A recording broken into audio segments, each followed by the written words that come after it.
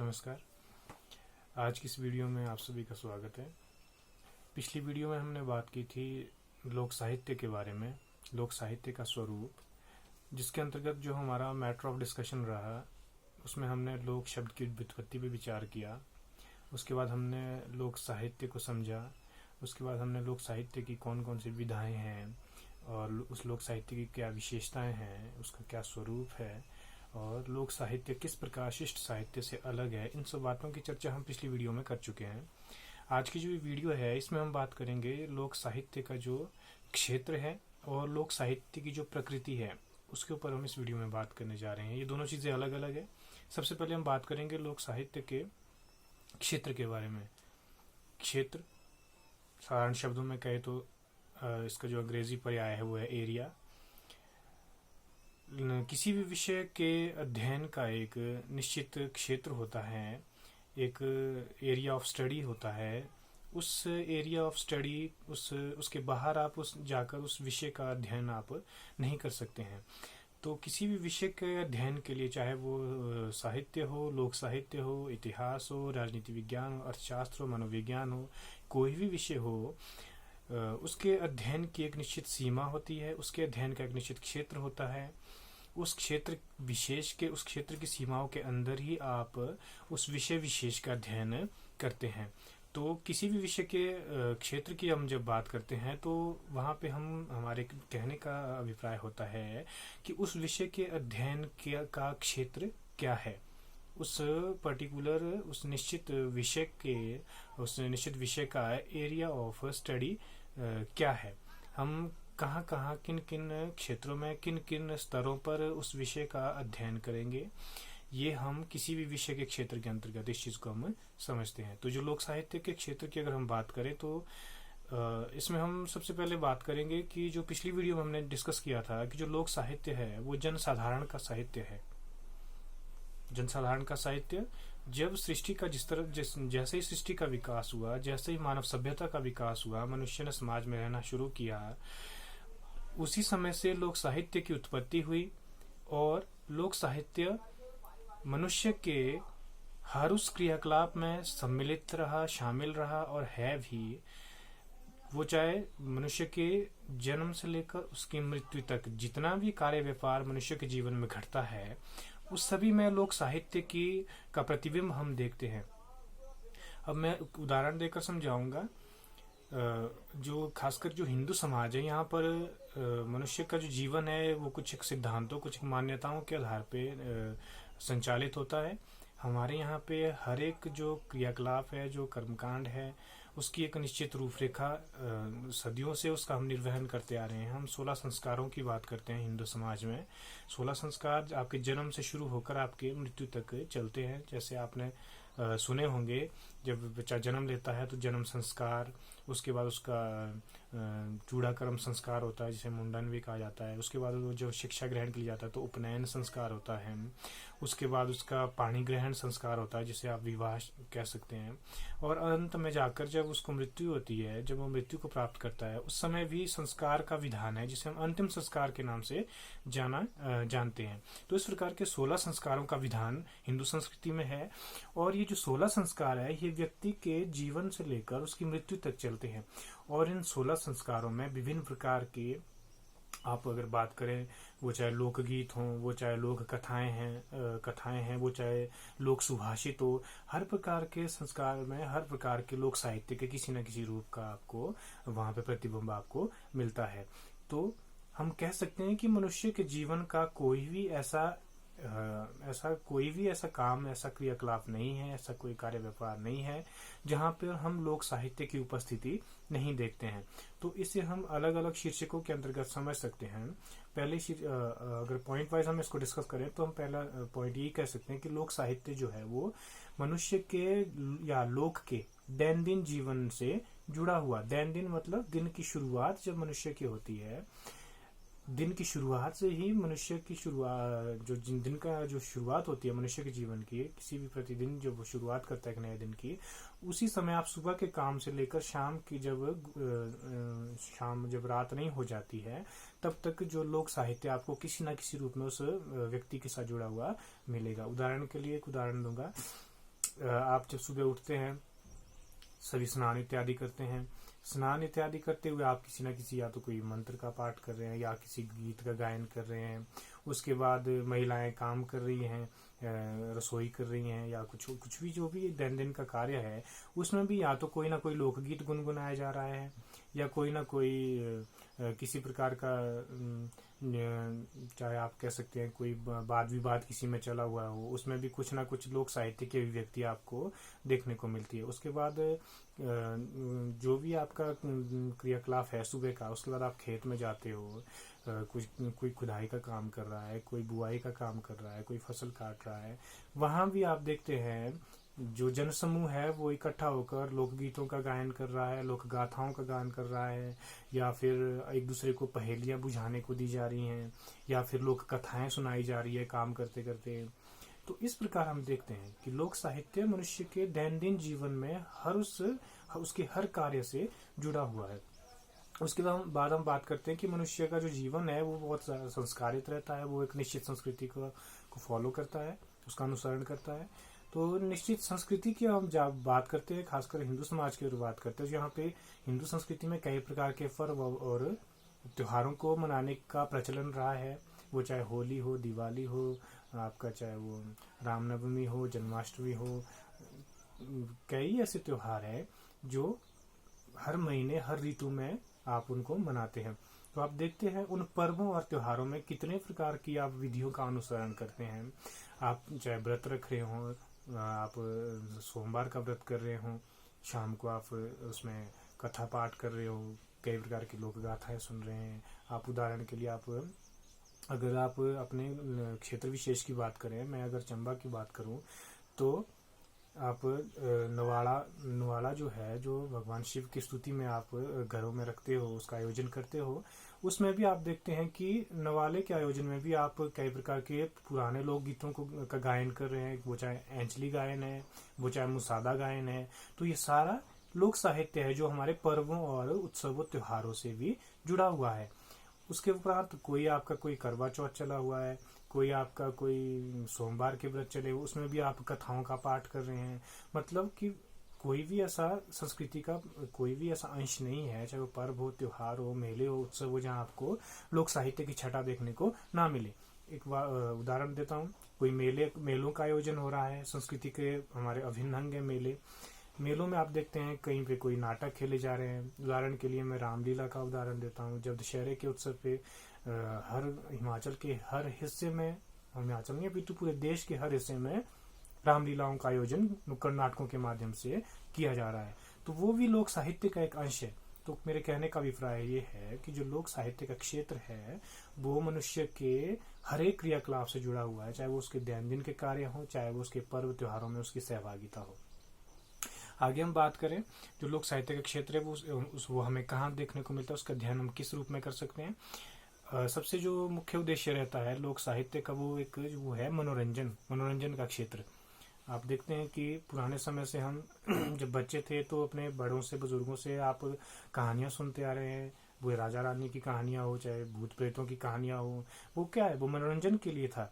तो मनोरंजन भी लोक साहित्य के अध्ययन का एक क्षेत्र है। उसके बाद चाहे लोकगीत है, चाहे लोक गाथाएं हैं, चाहे लोक नाटक है, सभी का जो उद्देश्य है वो मनोरंजन भी कहीं ना कहीं है।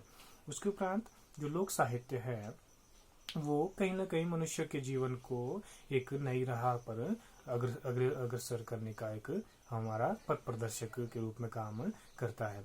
वो चाहे हमारे लोक कहावतें हों, चाहे लोक मुहावरे हों, वो कहीं ना कहीं हमारे लोक की सभ्यता को पुष्ट करने में अपना योगदान निभाते हैं। तो मेरे कहने का मतलब था कि जो लोक साहित्य का जो क्षेत्र है वो मनुष्य के लोक का जो जितना भी कार्य व्यापार है, जितना भी उसका जो कार्य क्षेत्र है, जितना भी घटनाक्रम है लोक का, उसमें लोक साहित्य की उपस्थिति आपको हर रूप में किसी न किसी उसके विधाओं के रूप में आपको वहां पे उसकी उपस्थिति मिल जाएगी। इसके बाद जो अगला हमारा इसमें विषय रहेगा वो रहेगा लोक साहित्य की जो प्रकृति है। ये तो था लोक साहित्य का क्षेत्र। अगला हमारा विषय इसमें है लोक साहित्य की प्रकृति, nature of folk literature. Nature मतलब प्रकृति, प्रकृति मतलब स्वभाव। जैसे मनुष्य का स्वभाव होता है, वो जो मनुष्य का स्वभाव है वो उसके चरित्र की विशेषताओं को को कैटेगराइज करता है कि इसके कैरेक्टर की ये विशेषताएं हैं। वो कैसे आप किस पे बात पे वो निर्भर करता है कि मनुष्य का प्रकृति कैसी है, उसका स्वभाव कैसा है। तो हर चीज की एक प्रकृति होती है, एक नेचर होता है। जो फोक लिटरेचर है, जो लोक साहित्य है, उसकी भी एक प्रकृति है। इसमें ज्यादा कुछ फेरबदल की आवश्यकता नहीं है। जो हमने पिछली वीडियो में डिस्कस किया था लोक साहित्य की विशेषताओं को, उसी से मिलती जुलती वही इसकी प्रकृति है। जैसे मैंने बात की था, अगर हम बात करें कि लोक साहित्य का नेचर कैसा है, कैसी इसकी प्रकृति है, तो हम बात करेंगे कि जो पहला जो हम पॉइंट डिस्कस करेंगे वो करेंगे कि लोक साहित्य हमेशा मौखिक परंपरा में रहता है। इसका जो नेचर है वो कैसा है, मौखिक, ओरल फॉर्म में रहता है। ये ओरल मतलब मौखिक रूप पे। इसका कोई लिखित तो हमारे पास दस्तावेज नहीं है, लिखित कोई ग्रंथ नहीं है। हम लोक साहित्य का जो अध्ययन है वो श्रुति परंपरा के द्वारा करते हैं और मौखिक रूप में ही लोक साहित्य को संरक्षित हम रखते हैं। मौखिक रूप से ही इसे हम एक पीढ़ी से दूसरी पीढ़ी को स्थानांतरित कर देते हैं। इसका कोई लिखित में हमारे पास कोई दस्तावेज नहीं है जिसका आप अध्ययन कर सके। तो पहली प्रकृति हम अगर डिसाइड करें, अगर इसको हम वर्गीकृत, इसको हम एक सिस्टम में वर्गीकृत करें, तो हम बोल सकते हैं कि लोक साहित्य की जो प्रकृति है वो कैसी है कि हमेशा मौखिक परंपरा में रहता है। अगला हम बात करें तो लोक साहित्य की प्रकृति की, वो ये है कि लोक साहित्य हमेशा क्षेत्रीय सीमाओं में बंधा होता है। रीजनैलिटी, क्षेत्रीयता लोक साहित्य की विशेषता भी है, इसकी नेचर भी है, इसकी प्रकृति है, इसका स्वभाव है। मेरे बोलने का मतलब है, एक उदाहरण से स्पष्ट करना चाहूंगा कि लोक साहित्य क्षेत्रीय सीमाओं में, कि क्षेत्र विशेष के अंदर ही लोक साहित्य का अस्तित्व होता है। इसका क्षेत्रफल बहुत ज्यादा विस्तारित नहीं होता है कि पूरे, ये उदाहरण के लिए मैं बात करूं कि पूरे भारतवर्ष में या पूरे हिमाचल प्रदेश में लोक साहित्य का एक ही रूप आपको देखने को मिलेगा, तो ऐसा नहीं है। क्षेत्र विशेष के आधार पे जहां जहां आपकी बोलियां परिवर्तित हो रही है, उन बोलियों में अलग अलग प्रकार का लोक साहित्य बिखरा हुआ है। उदाहरण के लिए बात करूं, अगर मैं बात करूं हिमाचल के परिप्रेक्ष्य में, तो कांगड़ी लोक साहित्य अलग है, कुल्वी लोक साहित्य अलग है, सिरमौरी लोक साहित्य अलग है, चंबियाड़ी लोक साहित्य अलग है, चंबा में भी फिर भरमौरी लोक साहित्य अलग है, चुराही अलग है, पंगवाली लोक साहित्य अलग है। तो ये क्या है, ये जो रीजनैलिटी है, जो क्षेत्रीयता है, जो बोली का बदलाव है क्षेत्र विशेष के अंतर्गत, उसमें हम देखते हैं कि वही चीज इसको क्षेत्रीय सीमाओं में बांध देती है लोक साहित्य को। जो लोक साहित्य भरमौर क्षेत्र में विद्यमान है, जो लोकगीत भरमौर क्षेत्र में चलन में है, जो लोक गाथाएं भरमौर क्षेत्र में है, वह चुराह क्षेत्र में नहीं है। उनकी अपने लोकगीत है, अपने उनके लोकगीत है, अपने उनके लोक कथाएं हैं, अपनी उनकी लोक गाथाएं हैं। तो ये क्षेत्रीयता का प्रभाव लोक साहित्य की प्रकृति की एक प्रमुख विशेषता है। अगली हम बात करें लोक साहित्य की प्रकृति की, तो लोक साहित्य की प्रकृति कैसी है, ये हमेशा पांडित्य चेतना से शून्य होता है। पांडित्य चेतना से शून्य का मेरा बोलने का मतलब है, जैसे हमने पिछली वीडियो में डिस्कस किया था कि लोक साहित्य किसी परिनिष्ठित भाषा में नहीं होता है। लोक साहित्य में निश्चित काव्य शास्त्रीय नियमों का प्रयोग नहीं होता है। लोक साहित्य किसी निश्चित व्याकरण को का अनुसरण नहीं करता है। तो जो पांडित्य चेतना है, जो भाषा की परिनिष्ठता है, जो काव्य शास्त्रीयता है, उनका प्रयोग लोक साहित्य के अंतर्गत नहीं होता है।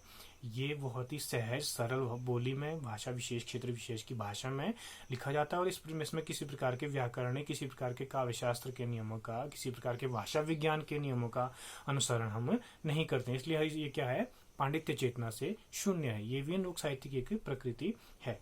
अगला हम पॉइंट डिस्कस करेंगे लोक साहित्य की प्रकृति की। लोक साहित्य की जो प्रकृति है वह धर्म पर आधारित है। जो लोक साहित्य वो धर्म विशेष पे आधारित रहता है। जो भी जिस संस्कृति का जो धर्म है वो संस्कृति का एक अभिन्न हिस्सा है। तो हम जो धर्म है वो हमारे लोक साहित्य के स्वरूप का निर्धारण करता है। उदाहरण के लिए अगर कोई हिंदू धर्म को मानने वाला है तो उसकी जो लोक कथाएं हैं वो लोक कथाएं जाहिर सी बात है हिंदू देवी देवताओं के ऊपर आधारित होंगी। कोई राम के ऊपर, कोई कृष्ण के ऊपर, शिव के ऊपर, दुर्गा के ऊपर वगैरह वगैरह।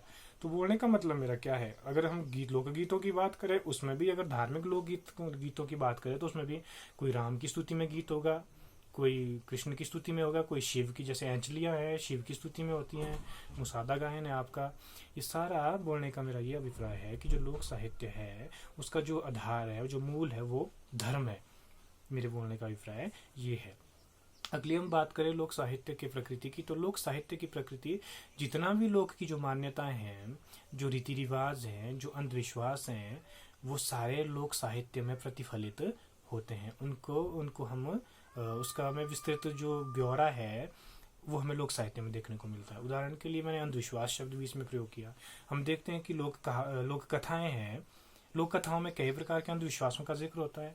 कोई राजा है, फिर कोई रानी है उसमें उस कथा में, फिर कोई राजा का कोई पुरोहित है, पुरोहित को बहुत ज़्यादा जादू टोना आता है, वो कोई जादू करके रानी को कोई पागल बना देता है, फिर राजा की शादी किसी और से करवा देता है, फिर वहाँ पे कोई बीच में कोई भूत प्रेत आ जाते हैं जो रानी का हरण कर लेते हैं, फिर राजा का उस भूत से, उस राक्षस से, उस जिन्न से युद्ध होता है। बोलने का मतलब ये है कि ये सारे जो ये सुपरस्टिशंस है, जो अंधविश्वास है, ये लोग साहित्य में आपको अनुस्यूत मिलेंगे। तो जितने भी आपके रीति रिवाज है, कोई संस्कृति, वो सभी कुछ आपको लोक साहित्य में समाहित दिखेगी। अगली जो मैं लोक साहित्य के नेचर की अगर बात करूं, लोक साहित्य की प्रकृति की, तो लोक साहित्य मनुष्य के जो सहज मानवीय भाव है, जो सहज उसके मन के जो उद्गार है, उनकी अभिव्यक्ति है। उसमें कोई बनावटीपन नहीं है, उसमें बिल्कुल निश्चल है, बिल्कुल कृत्रिमता उसमें नहीं है, बिल्कुल वो प्राकृतिक वो जो उद्गार है मन के, वो ही जो है वो लोक का जो रचनाकार है, जो आम जनमानस है, उसके मुख से निसृत होकर लोक साहित्य का रूप विभिन्न विधाओं में आकर धारण कर लेता है। अगले हम प्रकृति लोक साहित्य की अगर बात करें, तो लोक साहित्य का जो रचनाकार है, जैसे मैंने पिछली वीडियो में बात की थी, वो कोई रचनाकार नहीं है। लोक का रचनाकार लोक स्वयं है। आम जनमानस, आम व्यक्ति लोक साहित्य का जनक है, कोई निश्चित लेखक लोक साहित्य का रचयिता नहीं है। तो ये सब जो शीर्षक है, ये लोक साहित्य की प्रकृति के अंतर्गत हम इनका अध्ययन कर सकते हैं। तो आज की इस वीडियो में हमने डिस्कस किया लोक साहित्य का जो क्षेत्र है, एरिया ऑफ स्टडी, वो क्या है, वो मैंने बताया आपको कि लोक साहित्य मनुष्य के दैनंदिन के जीवन में, उसके समस्त क्रियाकलापों में लोक साहित्य बिखरा हुआ है। तो जहां तक मनुष्य के क्रियाकलापों की सीमा है, जहां तक मनुष्य का जो कार्य व्यापार घटित होता है, वहां तक हमें अगर लोक साहित्य का अध्ययन करना है तो हमें मनुष्य के उनमें क्रियाकलापों के अंतिम छोर तक जाना पड़ेगा कि किन किन रूपों में मनुष्य के किन किन कार्य व्यापारों में लोक साहित्य की उपस्थिति हम देख सकते हैं। उसके बाद मैंने बात की जो लोक साहित्य का जो, चाहे वो फिर अगर इसकी एरिया ऑफ स्टडी की बात करें तो उससे कई चीज़ें उसके साथ रिलेट होती है। मनुष्य के क्रियाकलापों की अगर बात करें तो वो अपनी संस्कृति का निर्वहन करता है, उसमें आपके कई प्रकार की वो रीति रिवाजों का अनुसरण करता है, कई प्रकार के रिचुअल्स फॉलो करता है, उसमें लोक साहित्य आपको दिखेगा। कई प्रकार के पर्व त्योहारों में वो शामिल होता है, वहाँ आपको लोक साहित्य दिखेगा। कई प्रकार के मेले उत्सवों में हो जाता है, वहाँ लोक साहित्य है। फिर मनुष्य के जो जितने भी जो धार्मिक मान्यताएं हैं, मैंने 16 संस्कारों की बात की, वहाँ लोक साहित्य है। मनुष्य का जितना भी कर्म क्षेत्र, चाहे वो खेत में काम कर रहा है, चाहे वो जंगल में पशु चराने जा रहा है, वहाँ लोक साहित्य लोकगीतों के रूप में आपको मिलेगा। उसके उपरांत लोक साहित्य है वो व्यक्ति के मनोरंजन में भी है, लोक के मनोरंजन में भी है। जैसे मैंने बात की, चाहे लोकगीतों का गायन हो, चाहे लोक कथाओं का श्रवण हो, पाठन हो, चाहे फिर लोक पहेलियों को बुझाना हो, वो हर जगह मनोरंजन के क्षेत्र में भी लोक साहित्य की उपस्थिति हम देखते हैं। ये तो था लोक साहित्य का एरिया ऑफ स्टडी, क्षेत्र, अध्ययन का क्षेत्र कहाँ तक विस्तृत है। उसके बाद हमने बात की लोक साहित्य की प्रकृति की, नेचर ऑफ फोक लिटरेचर। तो मैंने बताया कि लोक साहित्य की प्रकृति, उसका स्वभाव कैसा है, वो मौखिक परंपरा में रहता है, वो क्षेत्रीय सीमा में बंधा होता है, वो पांडित्य चेतना से शून्य होता है, वो एक निश्चित उसका एक मूल है, वो धर्म है। फिर जो जितने भी लोक की मान्यताएं हैं, रीति रिवाज है, परंपराएं हैं, अंधविश्वास हैं, वो सभी लोक साहित्य में अनुस्यूत होते हैं। लोक साहित्य में जो है वो कृत्रिमता नहीं है, बनावटीपन नहीं है, ये मनुष्य के सहज उद्गारों की अभिव्यक्ति है। उसके बाद मैंने बात की कि लोक का जो रचनाकार है वो कोई व्यक्ति विशेष नहीं है, बल्कि समूचा लोक ही उसका लोक साहित्य का रचनाकार है। तो ये लोक साहित्य की प्रकृति है, उसका नेचर है। आई होप आप सभी को आज की ये वीडियो जितना भी हमने डिस्कस किया वो सभी समझ आ गया होगा। किसी का कोई प्रश्न हो आप मुझे कमेंट बॉक्स में पूछ सकते हैं। तब तक अगली वीडियो में हम जब मिलेंगे तो हम बात करेंगे लोक साहित्य के जो विभिन्न रूप है, उनमें जो सबसे पहले लोकगीत है उसके ऊपर हम बात करेंगे अगली वीडियो में। तब तक के लिए नमस्कार।